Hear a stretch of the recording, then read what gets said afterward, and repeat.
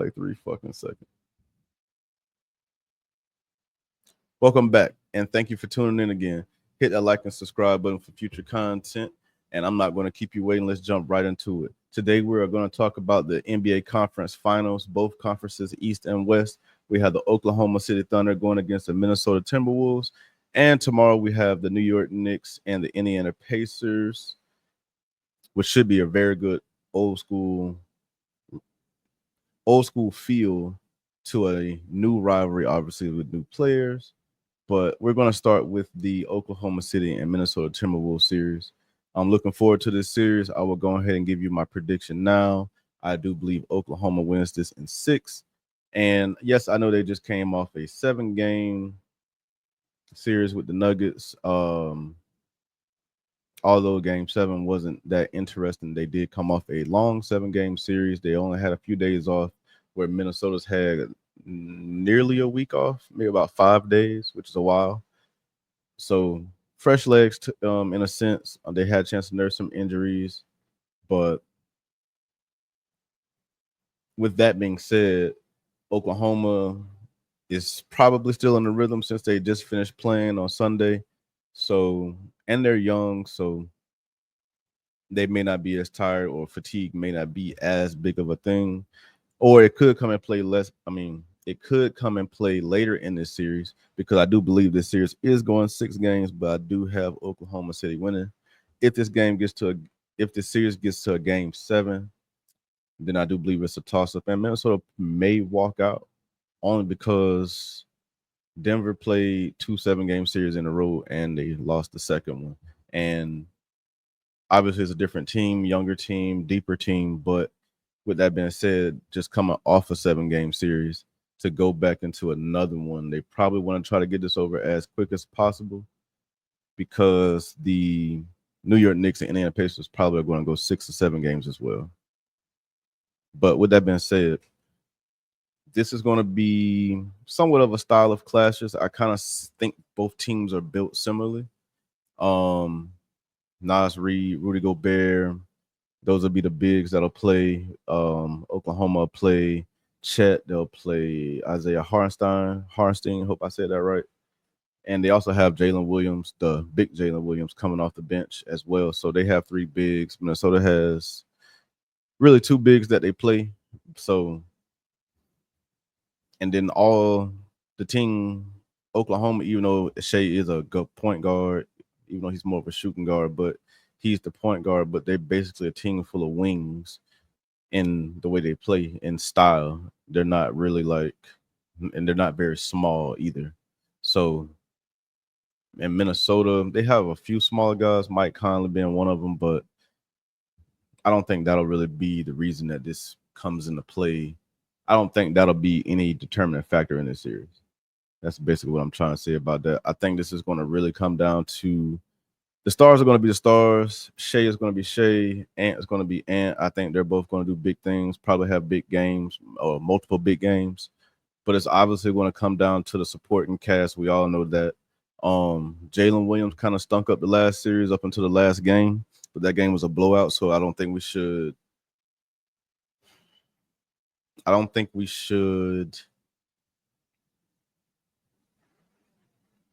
I don't think we should overstate how bad he played in the last series against Denver. And in this series, and in my opinion, I think Minnesota is a better defensive team. Will he struggle again? And if he does, I mean, is Chet going to step up? Because Rudy can't guard him and Isaiah Hartenstein, but Isaiah Hartenstein is less of an offensive threat. So, but Chet could pull Rudy out, and I'm sure they'll guard something in a game, because they're not going to play 2 bigs the entire game. They're going to play 1 big with 4, 2 forwards, 2 guards, whatnot. But I think the matchups are pretty even. So I really just think it's going to come down to who plays better, who can play their style, who can impose their will on the game, and just truly kind of dominate the series in a sense. Like I said, I think it's going to be OKC in 6, so that's not exactly a domination unless they take one of the games in Minnesota. So, and if they do, the series could end sooner than 6 games. So we'll see what happens with that. I don't think there'll be any major coaching adjustments. Oklahoma City kind of plays how they play. They have played that way the whole season, the entire playoffs. So their style is their style, and Minnesota's the same way. You may see more. I don't even think in the next series, and I'll get to that shortly, that their styles will change much. I think everybody at this point is who they are, and they are going to try to impose their will on the other team and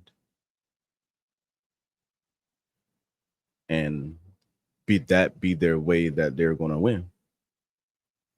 Um, with that being said, like I spoke about the stars, do you think Anthony Edwards can elevate his game even more? He hasn't played the best. He's had some different type of good games. He had a 12 assist game. I think he had 15 points that game. So, but he contributed in other ways. He's been playing like lockdown defense. So I really have enjoyed watching him grow in these playoffs. He stepped up last playoffs as well, but he's definitely taken a step all around in this playoffs. He's had multiple 10 plus rebound games. He's had the plus 10 assist game, maybe more than one, but definitely one.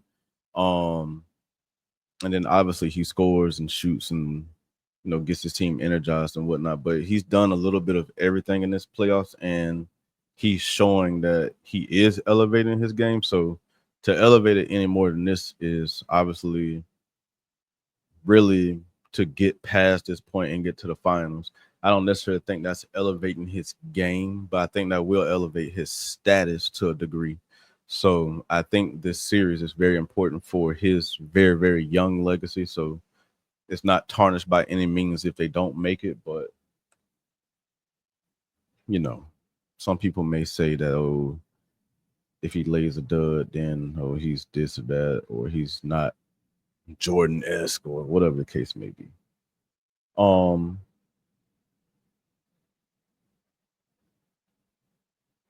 People say a lot of stuff these days. But how do you guys think the results are going to go? Drop a comment. Let me know what you think about how the results are going to go in this series. I will respond. I enjoy responding to comments. Good or bad doesn't matter to me. I respond to everything or most things. Um, but like I said, I think this is going to be OKC in 6. I don't think there will be any major surprises unless there are some injuries, which I hope that doesn't happen. That way, we have a clear cut Western Conference champion. And with that being said, I think that if the Thunder are going to get to the finals, I do believe that Jalen Williams is going, the small Jalen Williams is going to have to step up. He's going to have to average what he averaged in the season, 20 plus. And I think he averaged that last series, but we all saw some of those bad games. Or I don't think he averaged that last series. He may have averaged close to it. I know he had some games where he, like the last game where he scored more than 20 or whatnot. So I think the games like that help. But the only way OKC is getting out of this, though, is if he shows up. Because if he lays another dud, I think Minnesota can stay close enough in the games with their defense to win the series. So that's just my opinion on how I feel like Minnesota could win this series, and it'll be through their defense, making this a long series. And I think even taking a couple of home games wouldn't hurt. But OKC is very good at home, so we'll see. But let's go to the series tomorrow. The Knicks and the Pacers, the old school rivalry from the '90s. Reggie Miller, Patrick Ewing.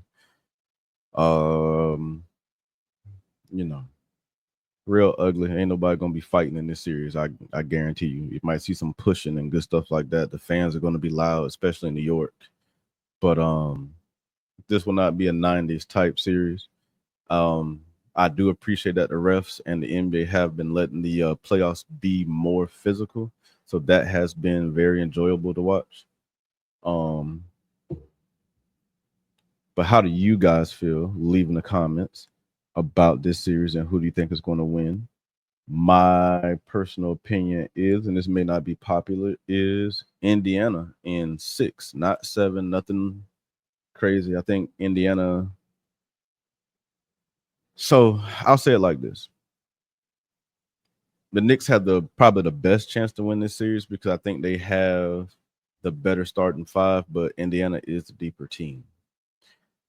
So the Knicks can't afford, especially because their coach is known for, playing guys extended minutes. So if they get fatigued and the way Indiana runs, and if Indiana gets a lead or the Knicks miss a lot of shots, kind of how they did, or start these, get behind 20 points like they did with Boston, I don't think it will be the same ending. I think Indiana will get them out of there quick if they get into a situation where they are behind by 20 points early and stuff like that. I don't think Indiana will give them the chance to come back. So I think as long as they keep the games close and play their style, tough, hard nosed, physical defense, I do think the Knicks have the best chance to win this series. But I'm taking Indiana in 6. I think Tyrese Halliburton is ready. I know his shot is ugly. I know his game isn't the prettiest, and for whatever reason, he's the most overrated player. But clearly, that's BS.